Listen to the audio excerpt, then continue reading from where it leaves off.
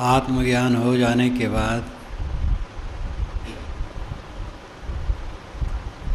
क्या करना शेष रहता है।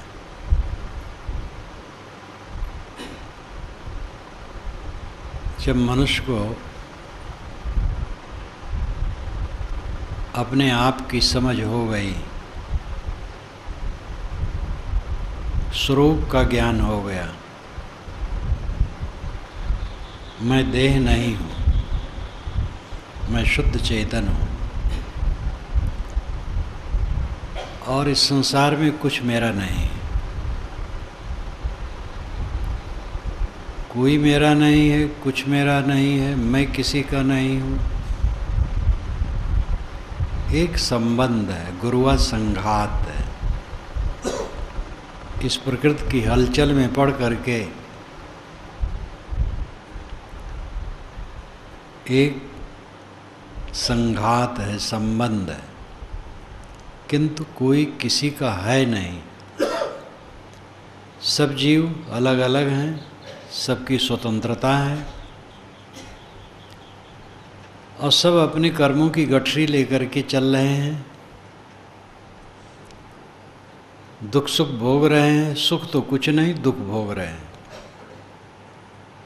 सुख का आभास है और दुख का भोग है। इस जन्म मरण की यात्रा में, इस संसार के प्रपंच में बहते बहते क्लेश के सिवा कुछ नहीं। और ये सब का कारण वासना है, तृष्णा है। वासना तृष्णा छोड़ करके जीव अपने स्वरूप में स्थित हो सकता है।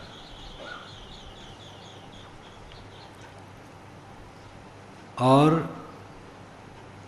यह काम करने में हमारी पूरी सुवस्था है। सच्चे सद्गुरु और अच्छे संतों की संगत में रहकर, उनका आधार लेकर ये काम करना होगा। ये बात सब समझ में आ गई। ये बात समझ में आ गई कि हमारे कर्म ही हमें दुख देते हैं, कोई दूसरा दुख नहीं दे सकता है। किसी भगवान की माया हमें नहीं सता रही है, हमारी माया हमें सता रही है। कोई भगवान हमें तार देगा ये भी बात नहीं, हमें स्वयं तरना पड़ेगा। ये सब बातें समझ में आ गई। जो समझने की बातें हैं उसमें कसर नहीं। अब इसके बाद क्या करना है? जिसको एक वाक्य में कहें कि स्वरूप बोध, आत्मबोध हो जाने के बाद कौन सा काम करना शेष रहता है? वो एक ही काम है, स्वभाव को सुधारना।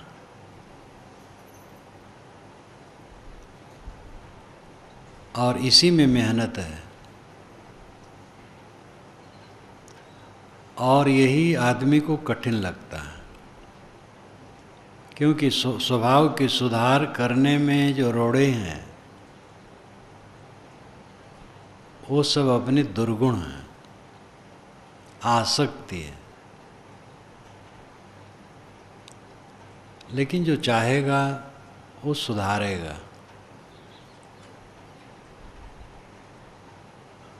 एक कलाकार अनगढ़ पत्थरों को लेकर तराशता है और उसमें सुंदर सुंदर मूर्तियाँ और वस्तुएं बनाता है।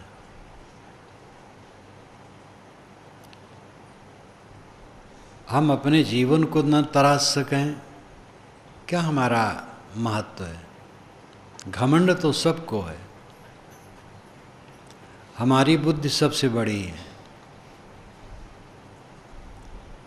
दुनिया की पूरी बुद्धि में आधी बुद्धि मेरी है और आधी में सारे संसार के।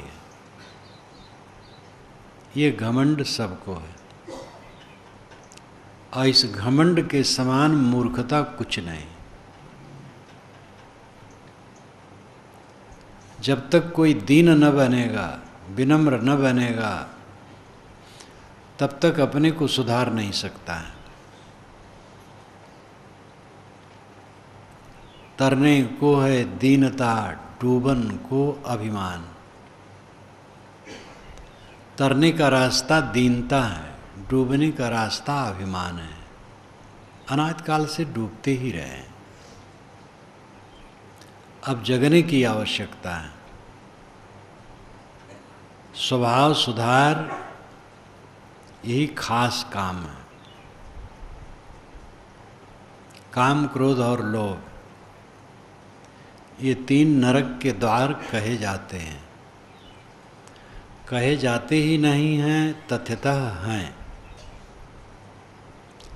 काम केंद्र में है, क्रोध और लोभ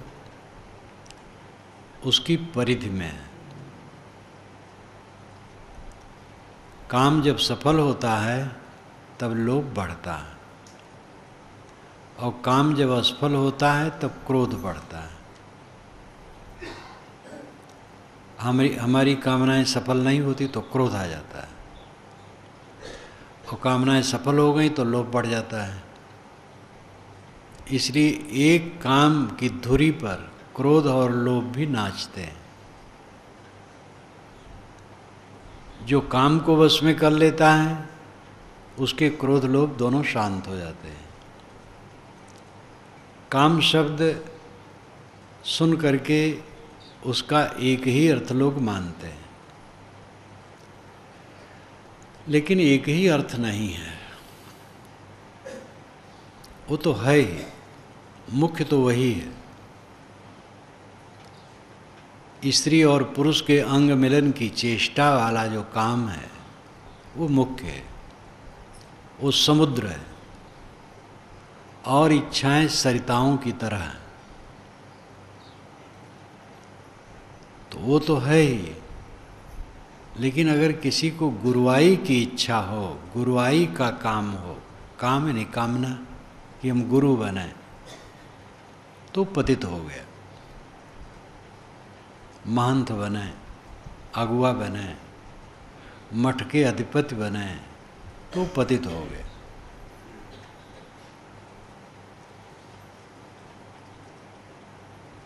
भूख लगी हो और ये इच्छा हो कि भोजन मिल जाए, ये ठीक है।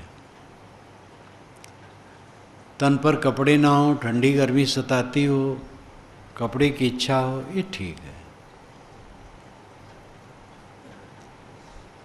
लेकिन गुरुआई की इच्छा हो, महंती की इच्छा हो, अगुवाई की इच्छा हो, चौधराना करने की इच्छा हो,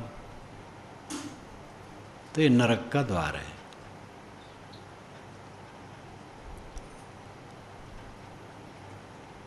ये परमार्थ क्षेत्र में, धार्मिक क्षेत्र में ये बातें हैं, इसलिए मैंने इसका उदाहरण दिया। फिर सरपंच होने की इच्छा, प्रधान होने की इच्छा, एमएलए एमपी मंत्री होने की इच्छा, घर के मालिक होने की इच्छा, उसमें सहज आप समझ सकते हैं।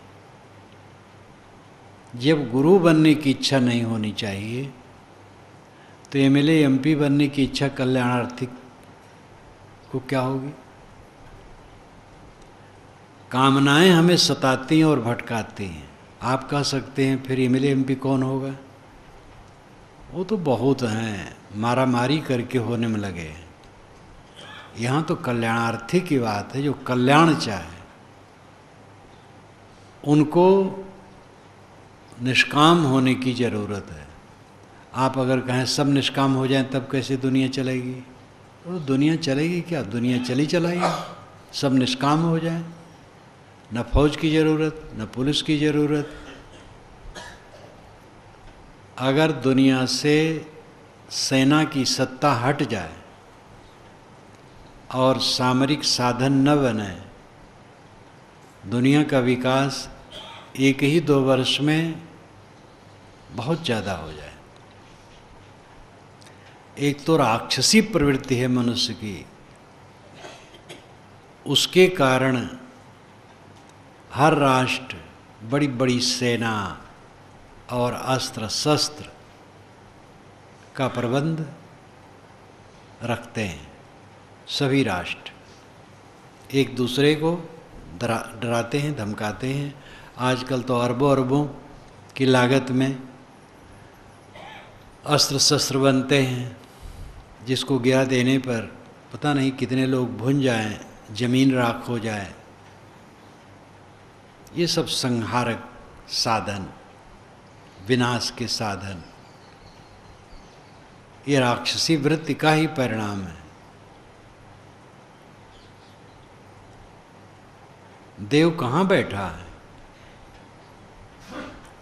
वो क्या कर रहा है? इन बेअक्लों को समझा नहीं सकता है। पूरी दुनिया में राक्षसी प्रवृत्ति, इराक की दशा आप देखिए, और फिर उसके साथ जो हुआ, और भी हर जगह तो है। भारत कहीं अलग है? आतंकवादी भून भून करके लोगों को, निरपराध लोगों को चले जाते। एक दिन अगर कानून उठा लिया जाए, 20 सितंबर को पूरे भारत में कोई कानून नहीं रहेगा, कोई कुछ करे उसके लिए कोई कानून लागू न होगा, तो 20 तारीख को चलना मुश्किल हो जाएगा। जब कोई उत्पात आता है और पुलिस ढीली हो जाती है, तो देखते नहीं, फूंक ताप और लूट।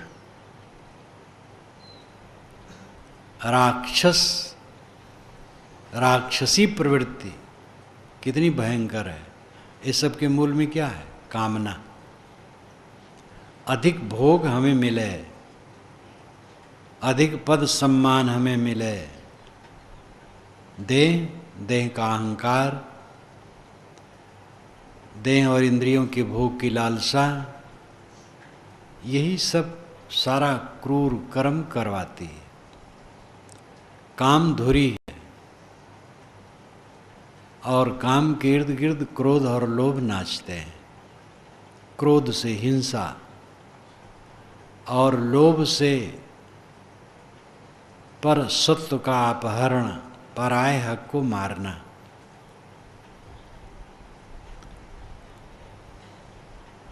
दूसरे के लिए कोई हमदर्दी ही नहीं है, दूसरे के हक को मारना। ये घूस जो लेते हैं भगवान के भगत होते हैं। जो घी में डालडा और डालडा में चर्बी मिलाते हैं, सब भगवान के भगत होते हैं। और जो मंदिरों मस्जिदों में असलहा रखते हैं और दूसरे पर हमला करते, वो भी भगवान के भगत होते हैं। भगवान की भक्ति तो इतनी है, 9 नेजा ऊपर तक, शायद 7 हाथ का या 9 हाथ का नेजा मानते होंगे, नेजा भाला जितना माने, 9 नेजा ऊपर तक भगवान की भक्ति और शैतानियत का आचरण,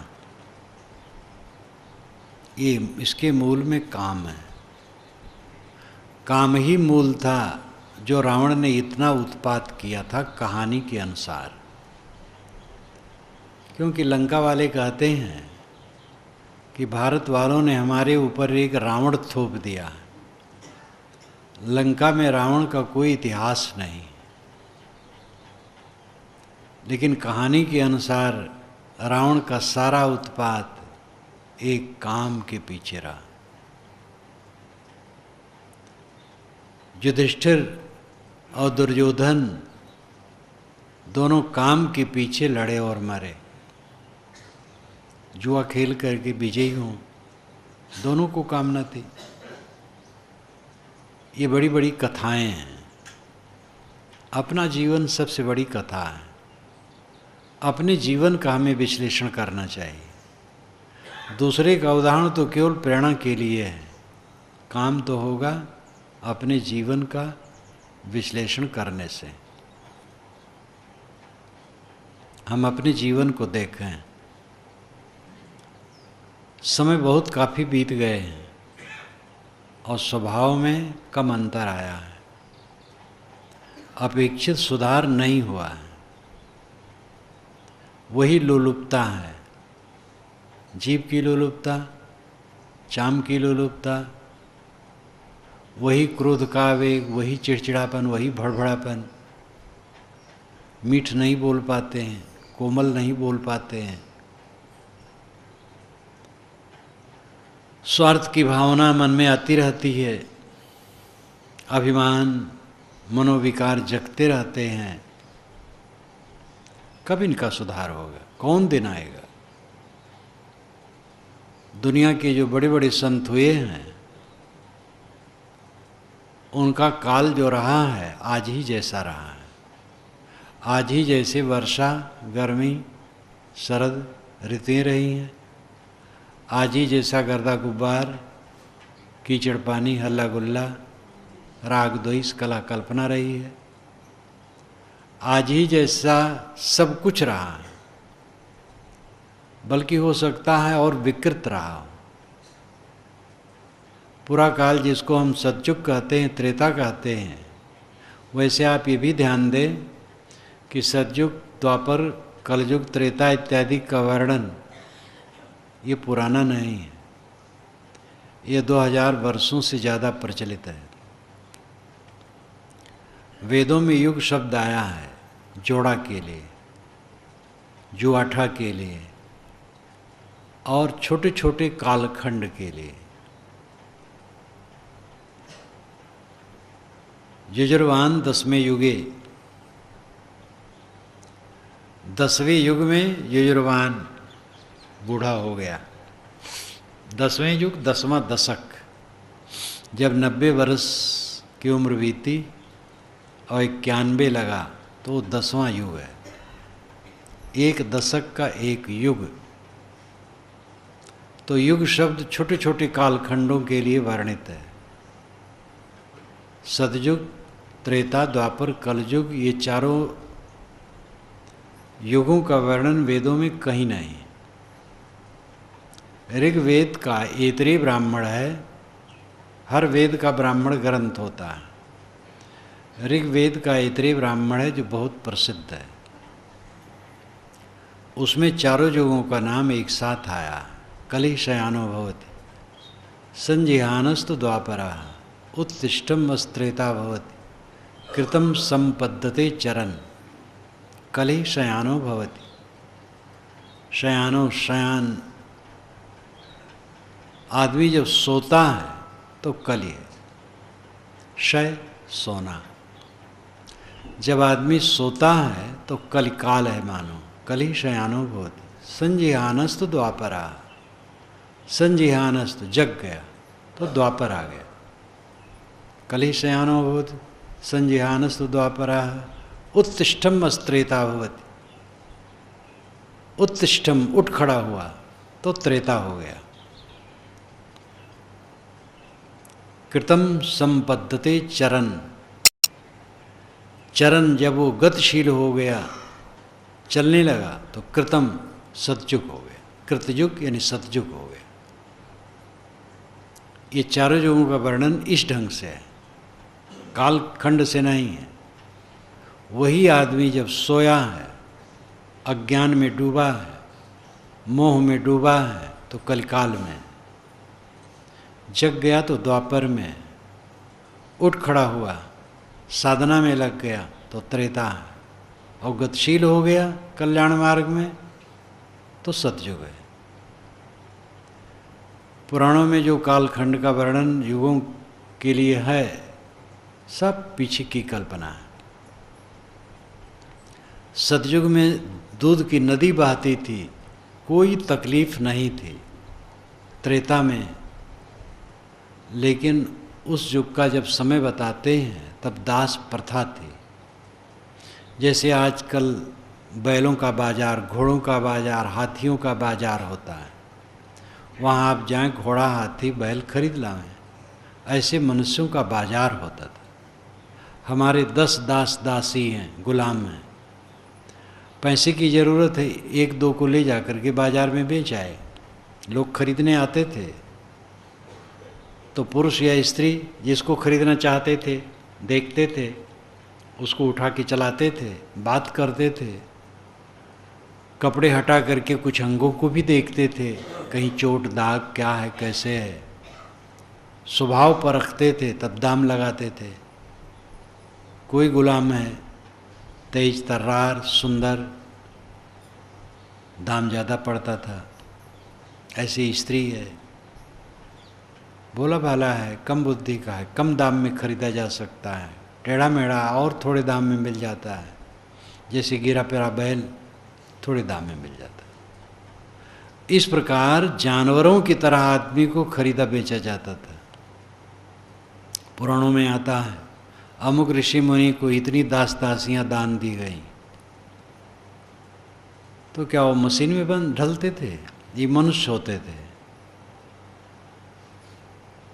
हार जाने पर लोगों को गुलाम बना लिया जाता था, जो हार जाते थे। कर्ज लिए हैं, नहीं दे पाए तो गुलाम बना लिया गया। गुलामी की प्रथा नेपाल में 100 वर्ष हो रहे हैं ख़त्म हुए, बहुत पीछे नेपाल में ख़त्म हुआ है।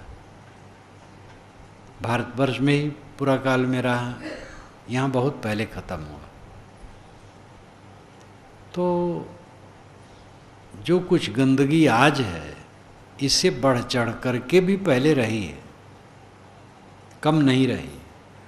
लेकिन उसी समय विवेकवान अपना कल्याण किए।